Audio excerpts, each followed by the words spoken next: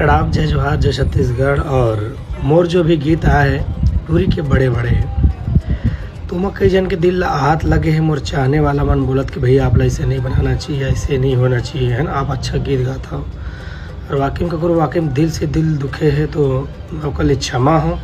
जितना भी मोर छत्तीसगढ़ के मातारी बहनी मोर भाई संगवारी है, सब लोग मोर हाथ जोड़ के प्रणाम है। और एक गलती भूल से हो गई, चलिए ठीक है, आप मन आहत हो कल लिए मैं क्षमा चाहता हूँ। और बिल्कुल आपके बल्लू, आपके किशन सेन की यही कोशिश रही कि जितना से जितना अच्छा गीत, लोकगीत बना सके और आप सबके दिल दुखे, पूरा छत्तीसगढ़ की जनता के मैं दिल दुखाएँ।